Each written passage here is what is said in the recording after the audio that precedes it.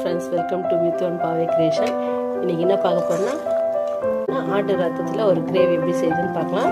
இது சாதம், இட்லி, தோசை, சப்பாத்தி எல்லாத்துக்கும் ரொம்ப சூப்பரான சைட் டிஷ்ஷு. வாங்க எப்படி செய்யுதுன்னு பார்க்கலாம். ரத்த கிரேவி எப்படி செய்யுதுன்னு பார்க்கலாம்.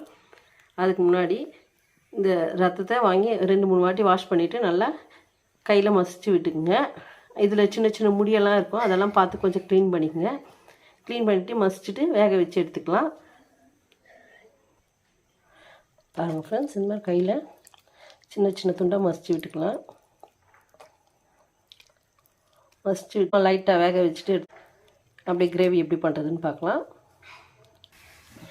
பாருங்கள் ஃப்ரெண்ட்ஸ், அவ்வளோதான். ரத்தம் வேக ஒரு 2 நிமிஷம் தான் ஆகும். அது க்ளீன் பண்ணுறது தான் கொஞ்சம் முடியெல்லாம் இருக்கான்னு பார்த்து, சின்ன சின்ன முடியெல்லாம் இருக்கும், அது பார்த்து க்ளீன் பண்ணி ஒரு 2 நிமிஷத்தில் வேக வச்சு எடுத்துடலாம். இப்போ எப்படி செய்யுதுன்னு பார்க்கலாம் வாங்க. கடாய் அடுப்பில் வச்சுட்டு நல்லெண்ணெய் விட்டுக்குங்க. ரத்தம் வந்து ரொம்ப சூடு உடம்புக்கு, அதனால் கொஞ்சம் நல்லெண்ணெய் விட்டுனிங்கன்னா நல்லது. வேணால் நீங்கள் நல்லெண்ணெயும் விட்டுக்கலாம், இல்லை கொஞ்சம் நல்லெண்ணெய் கொஞ்சம் ரீஃபண்ட் ஆயில் இந்த மாதிரி கலந்து விட்டுக்கலாம், அது உங்களோட விருப்பம். கரம் மசாலா தாளிச்சிக்கலாம்.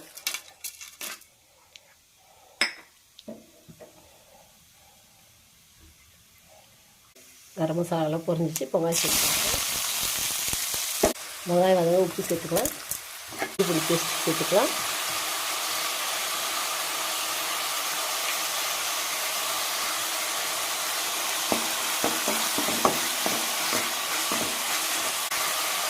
இப்போ பச்சை மிளகா சேர்த்துக்கலாம். பச்சை மிளகா நீல வாக்கில் நறுக்கிருக்கேன், 4 மிளகா.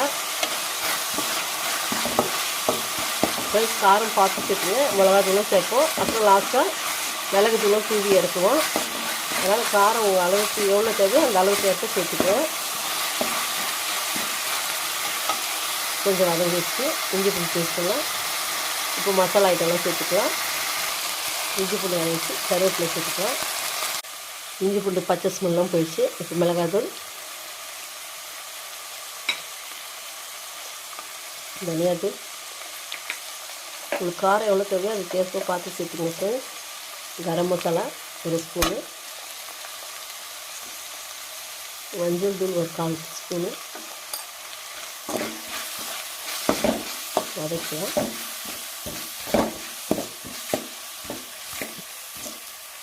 மிளகாத்தூள் நான் ஒரு 2 ஸ்பூன் அளவுக்கு சேர்த்துருக்கேன்.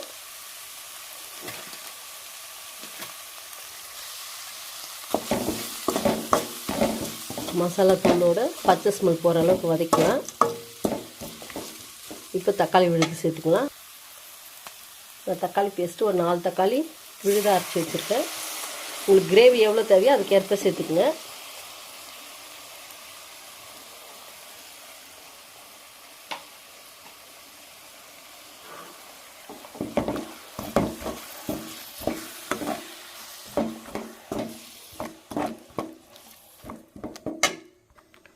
இப்போ தக்காளி விழுதோட பச்சை ஸ்மெல்லாம் போகிற அளவுக்கு நல்லா வதக்குங்க.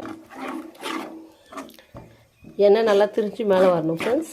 எண்ணெய் பிரிஞ்சு மேலே வர ஸ்டேஜில் நம்ம ரத்தம் வேக வச்சு இல்லைங்கன்னா அந்த ரத்தம்லாம் கலந்துக்கலாம். ஒரு 5 மினிட்ஸ் கழிச்சு பார்க்கலாம் ஃப்ரெண்ட்ஸ். இப்போ வச்சு கிரேவி நம்ம குளிச்சிச்சு வேக வச்சு அந்த ரத்தத்தை சேர்த்துக்கலாம்.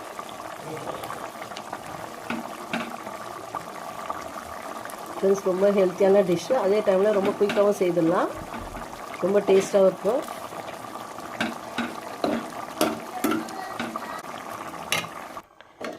ரத்தம் சேர்த்துட்டோம் ஃப்ரெண்ட்ஸ். பாருங்கள், நல்லா கலரிடுங்க. நம்ம ஆல்ரெடி வேக வச்சிட்டோம், அதனால் உடையாது. லைட்டாக கலரிட்டு உங்களுக்கு இப்படியே வேணும்னாலும் நீங்கள் அப்படியே சாப்பிட்லாம், அப்படி இல்லைன்னா கொஞ்சம் தேங்காய் விழுது சேர்த்துக்கலாம் லாஸ்ட்டாக, அது உங்களோட விருப்பம்தான். கொஞ்சம் நல்லா கிரேவியாக டிஃபனுக்கெல்லாம் வேணும்னா கொஞ்சம் தேங்காய் பேஸ்ட்டு சேர்த்துக்கிறது ரொம்ப நல்லாயிருக்கும். இப்போது தேங்காய் அரைச்சி வச்சோம் இல்லைங்களா, ஒரு 1/4 மூடி அளவுக்கு அரைச்சிங்கன்னா போதுமானது.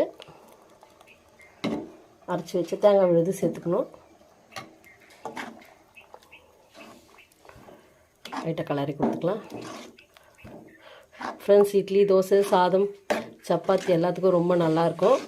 சுட சுட சாதத்தோடு பொடி பிசைஞ்சு சாப்பிட்டோம்னா சூப்பர் டேஸ்ட்டாக இருக்கும். மறக்காமல் செய்து பாருங்கள். ரொம்ப டேஸ்டி, அதே சமயத்தில் ரொம்ப ஹெல்த்தியும் கூட.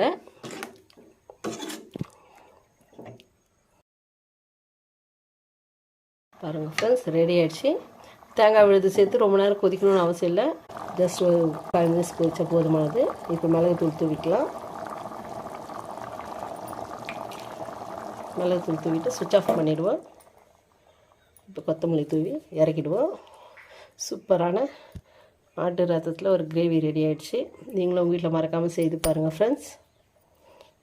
ஒரு பவுலில் ட்ரான்ஸ்ஃபர் பண்ணிடலாம். பாருங்கள் ஃப்ரெண்ட்ஸ், ஆட்டு ரத்தத்தில் கிரேவி ரெடி ஆகிடுச்சு. இது இட்லி, தோசை, சப்பாத்தி, சாப்பாடு எல்லாத்துக்கும் ரொம்ப ஆப்டாக இருக்கக்கூடிய டிஷ்ஷு. ரொம்ப குயிக்காக செய்துடலாம். அதே சமயத்தில் உடம்புக்கு ரொம்ப ஹெல்த்தியான டிஷ்ஷு. நீங்களும் வீட்டில் மறக்காமல் செய்து பாருங்கள். அப்படியே நம்ம சேனலில் பிடிச்சிருந்தா லைக் பண்ணுங்கள், சப்ஸ்கிரைப் பண்ணுங்கள். உங்கள் ஃபேமிலி அண்ட் ஃப்ரெண்ட்ஸுக்கு மறக்காமல் ஷேர் பண்ணுங்கள் ஃப்ரெண்ட்ஸ். தேங்க்யூ.